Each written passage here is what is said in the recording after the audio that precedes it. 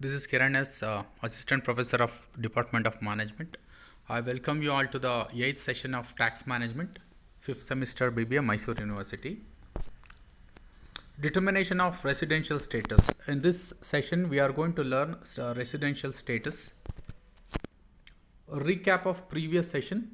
In the last session, that means in the 7th session, we came to know about agriculture income and tax liability of agriculture income. And in this session, we have learning objectives, that is residential status, the relationship between residential status and tax liability. Session outcomes, we are going to understand relationship between residential status and tax liability. That means how the tax authority is going to impose tax differently on the different residential status.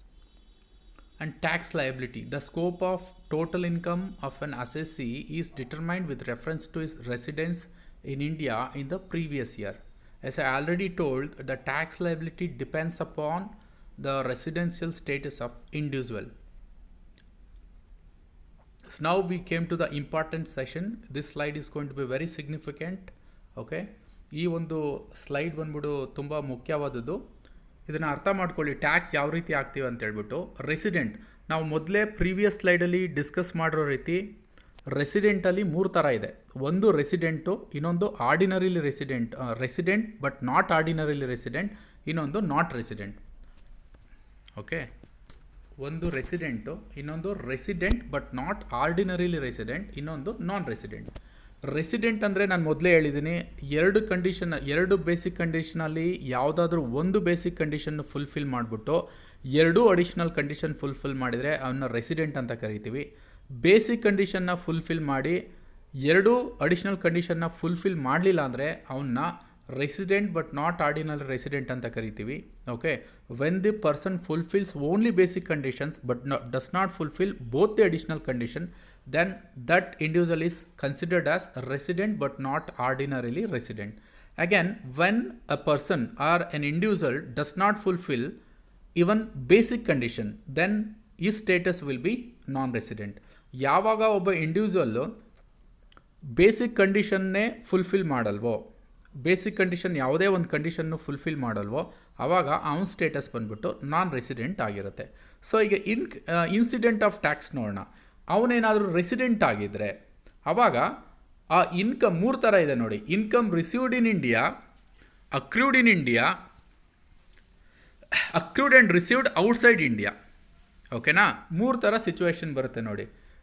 ಇನ್ಕಮ್ನ ಅದು outside foreign ಕಂಟ್ರೀಸಲ್ಲಿ ಅಥವಾ outside the country ಎಲ್ಲಾದರೂ ಅಕ್ರೂ ಆಗಿರಲಿ, ನೀವೆಲ್ಲಾದರೂ ಸಂಪಾದನೆ ಮಾಡಿರಿ, ಯಾವುದು business ಹಣ ಆಗಿರ್ಬೋದು ಅಥವಾ ಸರ್ವಿಸ್ ಆಗಿರ್ಬೋದು, ಬೇರೆ ಕಂಟ್ರೀಸಲ್ಲಿ ಹೋಗಿ ನೀವು ಸರ್ವಿಸ್ ಕೊಟ್ಟಿರ್ತೀರಾ, ಅಲ್ಲಿ ಅಕ್ರೂ ಆಗಿದೆ. But income received in India ಎಲ್ಲೇ ಅಕ್ರೂವಲ್ ಆಗಿರಲಿ, ಬಟ್ ನೀವು ಇಂಡಿಯಾದಲ್ಲಿ ಇನ್ಕಮ್ನ ರಿಸೀವ್ ಮಾಡಿದರೆ ರೆಸಿಡೆಂಟ್ ಆಗಿದರೆ ಆ ಸಿಚುವೇಷನಲ್ಲೂ ಟ್ಯಾಕ್ಸ್ ಹಾಕ್ತಾರೆ. ಎರಡನೇ ಸಿಚುವೇಷನ್ ಬಂದ್ಬಿಟ್ಟು ಅಕ್ರೂಡ್ ಇನ್ ಇಂಡಿಯಾ. ಇನ್ಕಮ್ಮು ಅಕ್ರೂ ಆಗಿರೋದು ಇಂಡಿಯಾದಲ್ಲಿ. ಅಕ್ರೂ ಆಗಿರೋದಂದರೆ ಇಂಡಿಯಾದಲ್ಲಿ ಬಿಸ್ನೆಸ್ ಮಾಡಿರ್ಬೋದು, ಇಂಡಿಯಾದಲ್ಲಿ ಸರ್ವಿಸ್ ಕೊಟ್ಟಿರ್ಬೋದು, ಇಂಡಿಯಾದಲ್ಲಿ ಕೆಲಸ ಮಾಡಿರ್ಬೋದು. ಬಟ್ ಆ ಇನ್ಕಮ್ನ ಇಂಡಿಯಾದಲ್ಲಿ ಅಕ್ರೂ ಆಗಿದೆ, ಬಟ್ ಆ ಇನ್ಕಮ್ನ ನೀವು ಔಟ್ಸೈಡ್ ಕಂಟ್ರಿ ಎಲ್ಲಾದರೂ ರಿಸೀವ್ ಮಾಡ್ಕೊಂಡಿರಲಿ, ಅದೊಂದು ಪಾಯಿಂಟ್ ಸಾಕು, ಆವಾಗಲೂ ಕೂಡ ರೆಸಿಡೆಂಟ್ ಆಗಿದರೆ ಟ್ಯಾಕ್ಸ್ ಹಾಕ್ತಾರೆ. It is taxable. Accrued and outside India, for example ನೀವು ರೆಸಿಡೆಂಟ್ ಆಗಿ ಇಂಡಿಯಾದ ಒಂದು ರೆಸಿಡೆಂಟಲ್ ಆಗಿದ್ದೀರಾ, ಬಟ್ ನೀವು ಅಮೇರಿಕದಲ್ಲಿ ಹೋಗಿ ಅರ್ನ್ ಮಾಡಿ ಅಮೇರಿಕದಲ್ಲೇ ರಿಸೀವ್ ಮಾಡಿದ್ದೀರಾ, ಆಗಲೂ ಕೂಡ ಟ್ಯಾಕ್ಸ್ ಹಾಕ್ತೀವಿ. 3 ಸಿಚುವೇಶನ್ ಅರ್ಥ ಆಯ್ತಲ್ವಾ? ನೀವೇನಾದರೂ ಆರ್ಡಿನರಿ ರೆಸಿಡೆಂಟ್ ಅಂದರೂ ಒಂದೇ, ರೆಸಿಡೆಂಟ್ ಅಂದರೂ ಒಂದೇ. ಸೊ ನೀವೇನಾದರೂ ರೆಸಿಡೆಂಟ್ ಆಗಿದ್ದರೆ 3 ಸಿಚುವೇಷನಲ್ಲೂ ನಿಮ್ಗೆ ಟ್ಯಾಕ್ಸ್ ಹಾಕ್ತಾರೆ. ಮೊದಲನೇದಾಗಿ ಎಲ್ಲಾದರೂ ಅರ್ನ್ ಮಾಡಿರಲಿ, ಯಾವುದೇ ದೇಶದಲ್ಲಿ ಅರ್ನ್ ಮಾಡಿರಲಿ, ಇಂಡಿಯಾದಲ್ಲಿ ಇನ್ಕಮ್ನ ರಿಸೀವ್ ಮಾಡಿದರೆ ಟ್ಯಾಕ್ಸ್ ಹಾಕ್ತಾರೆ. ಇನ್ನೊಂದು, ಎಲ್ಲಾದರೂ ರಿಸೀವ್ ಮಾಡ್ಕೊಂಡಿರಲಿ, ಇಂಡಿಯಾದಲ್ಲಿ ಅಕ್ರೂ ಆಗಿದರೆ, ಓಕೆ, ಆವಾಗಲೂ ಕೂಡ ಟ್ಯಾಕ್ಸ್ ಹಾಕ್ತಾರೆ. 3ನೇ ಸಿಚುವೇಷನ್ನು, ಬೇರೆ ಕಂಟ್ರೀಸಲ್ಲಿ ಹೋಗಿ ಅರ್ನ್ ಮಾಡಿ ಬೇರೆ ಕಂಟ್ರೀಸಲ್ಲೇ ರಿಸೀವ್ ಮಾಡ್ಕೊಂಡಿದ್ರು, ಆವಾಗಲೂ ಟ್ಯಾಕ್ಸ್ ಹಾಕ್ತಾರೆ. ಯಾವಾಗ? ರೆಸಿಡೆಂಟ್ ಆಗಿದರೆ ಅಥವಾ ಆರ್ಡಿನರಿಲಿ ರೆಸಿಡೆಂಟ್ ಆಗಿದರೆ. ನೆಕ್ಸ್ಟು,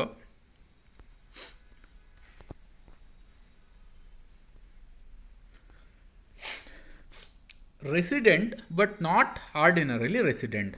ನೋಡಿ, ಇದು income received in India, accrued in India. ನೋಡಿ, ಎರಡೇ ಸಿಚುವೇಷನಲ್ಲಿ ನೀವೇನಾದರೂ resident but not ordinarily resident ಆದರೆ ಎರಡೇ ಸಿಚುವೇಷನಲ್ಲಿ ನಮಗೆ ಟ್ಯಾಕ್ಸ್ ಹಾಕೋದು. ಒಂದು, ಇಂಡಿಯಾದಲ್ಲಿ ರಿಸೀವ್ ಆಗಿರಬೇಕು ಇನ್ಕಮು. ಫಾರಿನಲ್ಲಿ ಯಾವುದೇ ಒಂದು ದೇಶದಲ್ಲಿ ಅಕ್ರೂ ಆಗಿರಲಿ, ಇಂಡಿಯಾದಲ್ಲಿ ಇನ್ಕಮ್ನ ರಿಸೀವ್ ಮಾಡ್ಕೊಂಡಿದ್ರೆ. ಇನ್ನೊಂದು, ಯಾವುದೇ ದೇಶದಲ್ಲಿ ಇನ್ಕಮ್ನ ರಿಸೀವ್ ಮಾಡಿ ಇಂಡಿಯಾದಲ್ಲಿ ಏನಾದರೂ ಅಕ್ರೂ ಆಗಿದ್ರೆ, ಆ ಎರಡು ಸಿಚುವೇಷನಲ್ಲೂ resident but not ordinary resident status ಇದ್ದರೆ ಟ್ಯಾಕ್ಸ್ ಹಾಕ್ತಾರೆ. ಆದರೆ ಔಟ್ಸೈಡ್ ದ ಕಂಟ್ರಿಲಿ ಹೋಗಿ ಅಕ್ರೂ ಆಗಿದೆ, ರಿಸೀವ್ ಆಗಿರೋದು ಔಟ್ಸೈಡ್ ಕಂಟ್ರಿ, ಆ ಸಿಚುವೇಷನಲ್ಲಿ ರೆಸಿಡೆಂಟ್ ಬಟ್ ನಾಟ್ ಆರ್ಡಿನರಿ ರೆಸಿಡೆಂಟ್ಗೆ ಟ್ಯಾಕ್ಸ್ ಹಾಕಲ್ಲ. ಸಪೋಸ್ ನೀವು ಬಂದ್ಬಿಟ್ಟು ಇಂಡಿಯಾದಲ್ಲಿ resident but not ordinary resident status ಇದೆ, ಅಮೇರಿಕಾಕ್ಕೆ ಹೋಗಿ ಅಥವಾ ಯು ಎಸ್ಗೆ ಹೋಗ್ಬಿಟ್ಟು ನೀವು ಇನ್ಕಮ್ನ ಅರ್ನ್ ಮಾಡ್ತೀರಾ, ಅಲ್ಲೇ ಕೆಲಸ ಮಾಡಿ ಅಲ್ಲೇ ಇನ್ಕಮ್ನ ರಿಸೀವ್ ಮಾಡ್ಕೋತೀರಾ. ಅವಾಗೇನಾಯಿತು, income accrued in U S, received in U S ಆಯಿತು. ಅಂದರೆ accrued outside the country, received outside the country ಆಯಿತು. ಸೊ ಆ ಸಂದರ್ಭದಲ್ಲಿ ರೆಸಿಡೆಂಟ್ ಬಟ್ ನಾಟ್ ಆರ್ಡಿನರಿ ರೆಸಿಡೆಂಟ್ಗೆ ಟ್ಯಾಕ್ಸ್ ಹಾಕ್ತಾರೆ. ಸೊ ಓಕೆನಾ, ಇವಾಗ ಆವಾಗ ಟ್ಯಾಕ್ಸ್ ಹಾಕಲ್ಲ, ಅರ್ಥ ಆಯ್ತಲ್ವಾ? ಎರಡೇ situation resident but not ordinary ರೆಸಿಡೆಂಟ್ಗೆ ಟ್ಯಾಕ್ಸ್ ಹಾಕೋದು. ಸಿಚುವೇಷನ್ ನಂಬರ್ 1, ಇಂಡಿಯಾದಲ್ಲಿ ಇಂಡಿಯಾದಲ್ಲಿ ಇನ್ಕಮ್ ರಿಸೀವ್ ಆಗಿರಬೇಕು, ಅಕ್ರೂ ಎಲ್ಲಿ ಬೇಕಾದರೂ ಆಗಿರಲಿ, ಯಾವುದಾದ್ರೂ ಕಂಟ್ರೀಸಲ್ಲಿ ಆಗಿರಲಿ. ಇನ್ನೊಂದು, ಇನ್ಕಮು ಇಂಡಿಯಾದಲ್ಲಿ ಅಕ್ರೂ ಆಗಿರ್ಬೇಕು, ರಿಸೀವ್ ಬೇಕಾದರೆ ಔಟ್ಸೈಡ್ ದ ಕಂಟ್ರಿ ಎಲ್ಲಿ ಬೇಕಾದರೂ ಆಗಿರ್ಬೋದು. ಯಾವ ಸಿಚುವೇಷನಲ್ಲಿ ಟ್ಯಾಕ್ಸ್ ಹಾಕಲ್ಲ ರೆಸಿಡೆಂಟ್ ಬಟ್ ನಾಟ್ ಆರ್ಡಿನರಿ ರೆಸಿಡೆಂಟ್ಗೆ ಅಂದರೆ, ಒಂದೇ ಸಿಚುವೇಷನ್ನು ಅರ್ನ್ ಮಾಡಿರೋದು ಬೇರೆ ದೇಶದಲ್ಲಿ, ರಿಸೀವ್ ಮಾಡಿರೋದು ಬೇರೆ ದೇಶದಲ್ಲಿ ಇನ್ಕಮ್ನ. ಆ ಸಿಚುವೇಷನ್ ಮಾತ್ರ ರೆಸಿಡೆಂಟ್ ಬಟ್ ನಾಟ್ ಆರ್ಡಿನರಿ ರೆಸಿಡೆಂಟ್ಗೆ ಟ್ಯಾಕ್ಸ್ ಹಾಕಲ್ಲ. ನೆಕ್ಸ್ಟು ಇದನ್ನು ನೋಡೋಣ.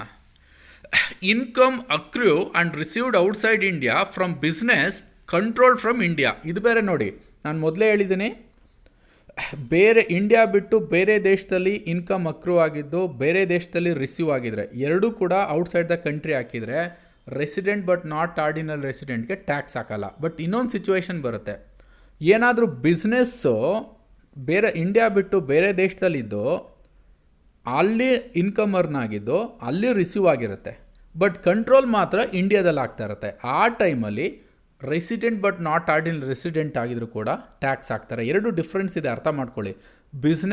ಬಿಸ್ನೆಸ್ ಬಿಟ್ಟು ಬೇರೆ ಸೋರ್ಸಲ್ಲಿ ಬೇರೆ ದೇಶದಲ್ಲಿ ಅಕ್ರೂ ಆಗಿದ್ದು ಬೇರೆ ದೇಶದಲ್ಲಿ ಏನಾದರೂ ಇನ್ಕಮ್ ರಿಸೀವ್ ಆದರೆ ಟ್ಯಾಕ್ಸ್ ಹಾಕಲ್ಲ. ಆದರೆ ಬೇರೆ ದೇಶದಲ್ಲಿ ಬಿಸ್ನೆಸ್ ಸೆಟಪ್ ಇದ್ದು ಅಲ್ಲಿ ಇನ್ಕಮ್ಮು ಅರ್ನ್ ಆಗಿದ್ದು ಅಲ್ಲೇ ರಿಸೀವ್ ಮಾಡಿದರೆ, ಅಂದರೆ ಬೇರೆ ದೇಶದಲ್ಲಿ, ಬಟ್ ಆ ಬಿಸ್ನೆಸ್ ಕಂಟ್ರೋಲು ಇಂಡಿಯಾದಲ್ಲಿದ್ದರೆ ಆವಾಗ ಟ್ಯಾಕ್ಸ್ ಹಾಕ್ತಾರೆ. ನೆಕ್ಸ್ಟು ನಾನ್ ರೆಸಿಡೆಂಟ್ಗೆ ಎರಡು ಸಿಚುವೇಷನಲ್ಲಿ ಮಾತ್ರ ಟ್ಯಾಕ್ಸ್ ಹಾಕೋದು. ಒಂದು, ಇಂಡಿಯಾದಲ್ಲಿ ಇನ್ಕಮ್ ಅರ್ನ್ ಆಗಿರಬೇಕು ಅಥವಾ ಅಕ್ರೂ ಆಗಿರಬೇಕು. ಇನ್ನೊಂದು, ಇಂಡಿಯಾದಲ್ಲಿ ಇನ್ಕಮ್ ರಿಸೀವ್ ಆಗಿರಬೇಕು. ಬಟ್ ಎರಡೂ ಬೇರೆ ದೇಶದಲ್ಲಿ ಆಗಿದ್ರೆ, ಅಂದರೆ income accrued outside India, income received outside India, ಆವಾಗ ನಾನ್ ರೆಸಿಡೆಂಟ್ಗೆ ಟ್ಯಾಕ್ಸ್ ಹಾಕಲ್ಲ. ನೋಡಿ ಇಲ್ಲೇ ಹೇಳಿದೆ, income received accrued in India, income remitted to India. ನೋಡಿ ಲಾಸ್ಟಲ್ಲಿ ಒಂದು ಸೆಂಟೆನ್ಸ್ ಆ್ಯಡ್ ಮಾಡಿದ್ದೀನಿ. ಅಕಸ್ಮಾತು ಈ ಪ್ರೀವಿಯಸ್ ಇಯರ್ ಬಿಟ್ಬಿಡಿ, ಕಳೆದ ಪ್ರೀವಿಯಸ್ ಇಯರಲ್ಲಿ ಇನ್ಕಮ್ನ ಬೇರೆ ದೇಶದಲ್ಲಿ ಅರ್ನ್ ಮಾಡಿದ್ದು ಅಲ್ಲೇ ರಿಸೀವ್ ಮಾಡ್ಕೊಂಡಿದ್ದು, ಈ ಪ್ರೀವಿಯಸ್ ಇಯರಲ್ಲಿ ಅದನ್ನೇನಾದರೂ ರೆಮಿಟ್ ಮಾಡಿದರೆ ನಮ್ಮ ದೇಶಕ್ಕೆ, ಅಂದರೆ ಇಂಡಿಯಾಗೆ, ಆವಾಗ ಮೂರು ಸ್ಟೇಟಸ್ಗೂ ಟ್ಯಾಕ್ಸ್ ಬರಲ್ಲ. ಅರ್ಥ ಆಗ್ತಿದೆಯಲ್ಲ? ಇನ್ನೊಂದು ಸರಿ ರಿಪೀಟ್ ಮಾಡ್ತೀನಿ. ಈ ಪ್ರೀವಿಯಸ್ ಇಯರ್ ಬಿಟ್ಟು ಕಳೆದ ಪ್ರೀವಿಯಸ್ ಇಯರಲ್ಲಿ ಬೇರೆ ದೇಶದಲ್ಲಿ ಇನ್ಕಮ್ ಅರ್ನ್ ಆಗಿದ್ದು ಬೇರೆ ದೇಶದಲ್ಲಿ ಇನ್ಕಮ್ ರಿಸೀವ್ ಆಗಿದ್ದು, ಆ ಒಂದು ಇನ್ಕಮ್ನ ರಿಲೆವೆಂಟ್ ಪ್ರೀವಿಯಸ್ ಇಯರಲ್ಲಿ ರೆಮಿಟ್ ಮಾಡಿದ್ರೆ ಅದಕ್ಕೆ ಟ್ಯಾಕ್ಸ್ ಹಾಕಲ್ಲ. ಮೂರು ಜನಕ್ಕೂ ಟ್ಯಾಕ್ಸ್ ಹಾಕಲ್ಲ. ಅರ್ಥ ಆಯ್ತಾ? ಈ ಸ್ಲೈಡ್ ಅರ್ಥ ಆಗಿದೆ ಅಂತ ಅನ್ಕೋತೀನಿ. Next, tax incidence in India. Resident, not ordinarily resident and non residents are generally subject to tax in India only in respect of Indian source of income, that is income received, accruing or arising in India, deem to be received, accrued or arisen in India. ತುಂಬ simple. ಮೂರು ಸ್ಟೇಟಸ್ಗೂ income ಯಾವಾಗ tax ಹಾಕ್ತಾರೆ ಅಂತ ಹೇಳಿದ್ರೆ, ಒಂದು ಇಂಡಿಯಾದಲ್ಲಿ ಅಕ್ರೂ ಆಗಿರಬೇಕು ಅಥವಾ ಇಂಡಿಯಾದಲ್ಲಿ ಇನ್ಕಮು ರಿಸೀವ್ ಆಗಿರಬೇಕು. ಆ ಸಂದರ್ಭದಲ್ಲಿ ಮೂರು ಜನಕ್ಕೂ ಟ್ಯಾಕ್ಸು. ಬಟ್ ಇನ್ನೊಂದು ಸ್ಟೇಟಸ್ ಬರುತ್ತೆ, ಯಾವುದು? ಇನ್ಕಮ್ಮು ಅರ್ನ್ ಅಥವಾ accrue outside India, received outside India ಆದರೆ ಆವಾಗ ಟ್ಯಾಕ್ಸ್ ಬರೋದು ಒಬ್ಬನಿಗೆ. ಯಾವಾಗ? ಮೊದಲನೇದಿದೆಯಲ್ಲ ರೆಸಿಡೆಂಟ್ ಅಂತ, ಅವನಿಗೆ ಮಾತ್ರ. ಸೊ ನಾಟ್ ಆರ್ಡಿನರಿ ರೆಸಿಡೆಂಟು ಮತ್ತು ನಾನ್ ರೆಸಿಡೆಂಟ್ಗೆ ಆ ಸಂದರ್ಭದಲ್ಲಿ ಟ್ಯಾಕ್ಸ್ ಹಾಕಲ್ಲ. ಇಲ್ಲೇ ಇದೆ ನೋಡಿ ಇನ್ನೊಂದು ಸರಿ, resident but not ordinary. Income received in India, accrued in India. Income accrue and received outside India from business control from India. ಓಕೆನಾ? ಅಂದರೆ ಅರ್ಥ ಏನು?